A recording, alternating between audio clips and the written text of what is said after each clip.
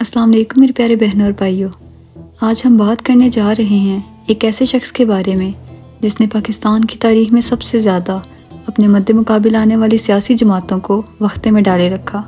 یہ قابل تعریف ہستی اور کوئی نہیں بلکہ عمران خان ہیں۔ آئیے جانتے ہیں ان کی زندگی سے متعلق چند اہم حقائق کو کہ کیسے انہوں نے ایک کرکٹر سے ایک وزیر اعظم تک کا سفر طے کیا۔ دوستو، عمران خان کا پورا نام عمران احمد خان نیازی ہے۔ یہ 5 اکتوبر 1952 کو ایک پٹھان خاندان میں لاہور میں پیدا ہوئے۔ ان کے والد کا نام اکرام اللہ خان نیازی جبکہ والدہ کا نام شوکت خانم ہے۔ آپ سب کو شاید نہ معلوم ہو مگر عمران خان کی 4 بڑی بہنیں بھی ہیں۔ آپ کے آباء و اجداد شیر شاہ سوری کے فوج کے جرنیل بھی تھے جن کا نام ہیبت خان نیازی تھا۔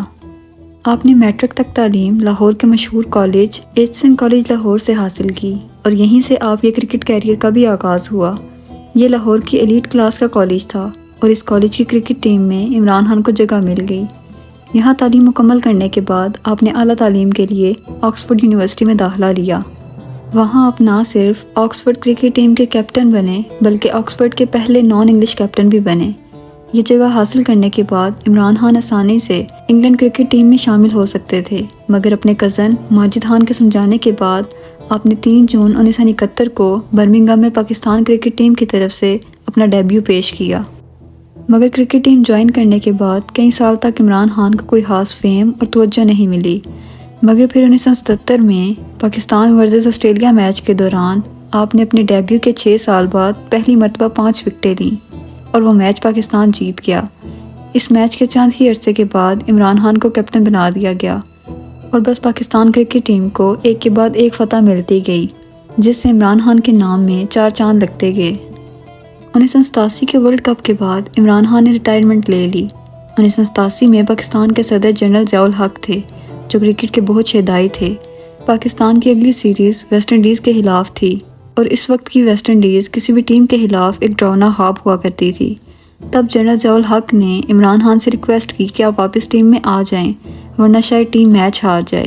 عمران خان مان گئے اور سیریز ہوئی اور برابر ہو گئی جبکہ عمران خان کو مین آف دا میچ قرار دیا گیا۔ اس کے کچھ عرصے بعد ہی عمران خان کی والدہ کو کینسر ہو گیا اور آپ کا اپنی والدہ سے بہت پیار تھا۔ جب اس سچویشن میں عمران خان کو اندازہ ہوا کہ اس کا علاج کتنا مہنگا ہے، تب آپ نے فیصلہ کیا کہ کرکٹ سے پیسہ جمع کر کے اس سے ایک کینسر اسپتال اوپن کرنا ہے اور تب آپ نے شوکت خانم اسپتال اپنی والدہ کے نام پہ اوپن کیا۔ اسی عرصے کے دوران ان پر الزام بھی لگا کہ یہ اپنی کرکٹ ٹیم پر جوا لگایا کرتے تھے، مگر یہ الزام ثابت نہ ہو سکا۔ ان کی جوانی کے دور میں ان پر ایک اور بہت مشہور الزام بھی لگا جو کہ پلے بوائے ہونے کا تھا۔ آپ کے بہت سے افیئرز بھی مشہور ہوئے جن میں سے بعض یہ تھے: ایک مشہور انڈین ایکٹریس زینت امان کے ساتھ ان کا افیئر بہت مشہور رہا۔ اس کے بعد سیٹا وائٹ، اسٹیفنی بیکم، ڈولڈی ہان، کرسٹ بیکر وغیرہ شامل ہیں۔ عمران خان سے جب بھی ان کی جوانی کے بارے میں بات کی جائے تو وہ ہمیشہ آپ کو یہی کہتے ہوئے ملیں گے کہ تب میرا ایمان زیادہ مضبوط نہیں تھا اور مجھ میں بہت سی خرابیاں تھیں۔ وہ کبھی بھی اپنے ان افیئرز کا انکار نہیں کرتے۔ دوستو، سن 1995 میں عمران خان نے برطانیہ کی ایک نوجوان حسینہ جمائمہ گولڈ سمتھ کے ساتھ شادی کی جو کہ ان سے 22 سال چھوٹی تھیں۔ شادی کے بعد جمائمہ 9 سال عمران خان کے ساتھ پاکستان رہیں اور مسلمان بھی ہوئیں۔ ان کے 2 بیٹے ہوئے جن کا نام سلیمان خان اور قاسم خان ہے۔ دوستوں، 1952 میں ورلڈ کپ جیتنے کے بعد عمران خان نے علامہ اقبال کو پڑھنا شروع کر دیا اور بس آہستہ آہستہ ان کی زندگی بدلتی چلی گئی۔ یہ اپنی تہذیب پر پکے ہو گئے۔ آپ نے ہر جگہ اپنا قومی لباس یعنی شلوار قمیض پہننا شروع کر دیا۔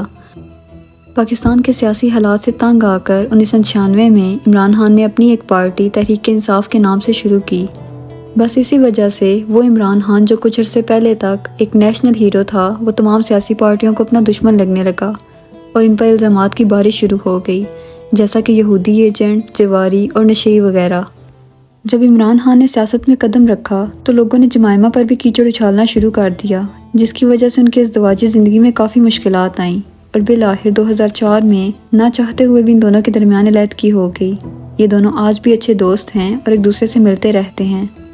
اب اس بات سے آپ خود اندازہ لگا سکتے ہیں کہ عمران خان کس قدر اپنی بات پر اڑ جانے والے انسان ہیں کہ طلاق کروا لی مگر سیاست نہ چھوڑی، کیونکہ وہ دل میں عہد کر چکے تھے کہ اب پاکستان کو واپس اچھے حالات میں لا کر ہی دم لینا ہے۔ آپ ٹی وی شوز میں جاتے، کالم لکھتے، ہر جگہ انٹرویو دیتے، کتابیں لکھتے۔ 16 سال کی انتھک محنت کے بعد 2011 میں پاکستانی عوام عمران خان کی بات سمجھنے کے قابل ہوئی اور 30 اکتوبر 2011 کو مینار پاکستان میں ہونے والے جلسے نے تمام حالات بدل کے رکھ دیے۔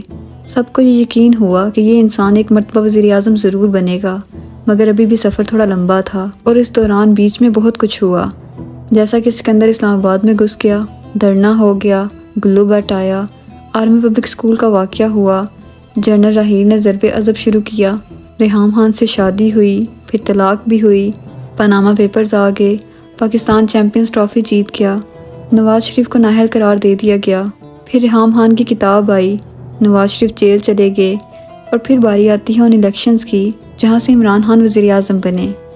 2018 میں پاکستان میں الیکشنز ہوئے جو عمران خان کی پارٹی نے بھاری اکثریت کے ساتھ جیتے۔ پھر اسی سال عمران خان نے اپنی مرشد بشریٰ بی بی سے شادی کی جو کہ لوگوں کو صوفی تعلیمات کا درس دیتی تھیں۔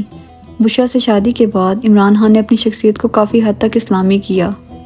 دوستو، عمران خان کے سیاست میں آنے والے 20 سالوں نے ثابت کیا ہے کہ یہ غلط طریقے استعمال کرنے کے قائل نہیں ہیں، بلکہ عوام کی طاقت پر یقین رکھتے ہیں اور خاص طور پر نوجوانوں کی طاقت پر۔ اسی وجہ سے ان کی پارٹی کی ایک بڑی تعداد نوجوان نسل ہے جو کرپشن سے تنگ ہیں اور ملک میں تبدیلی لانا چاہتے ہیں۔ دوستو، 2021 کے اختتام پر تمام سیاسی پارٹیوں نے مل کر عمران خان کے خلاف نو کانفیڈنس موشن جاری کیا، جس کا مقصد عمران خان کو وزیر اعظم کی سیٹ سے ہٹانا تھا، اور بالآخر مارچ 2022 میں اپوزیشن کامیاب ہو گئی اور عمران خان نے وزیر اعظم کی سیٹ سے استعفیٰ دے دیا، مگر ابھی بھی وہ اس بات کو لے کر پر امید ہیں کہ عوام اپنے ملک کو کرپشن سے ضرور بچا لے گی۔ امید ہے آج کی ویڈیو آپ کو کافی انفارمیٹیو لگی ہوگی۔ اگر آپ کو یہ پسند آئی ہو تو اسے اپنے دوستوں کے ساتھ ضرور شیئر کیجیے گا اور میرے چینل کو سبسکرائب کیجیے گا۔ ملتے ہیں اگلی ویڈیو میں۔ اللہ حافظ۔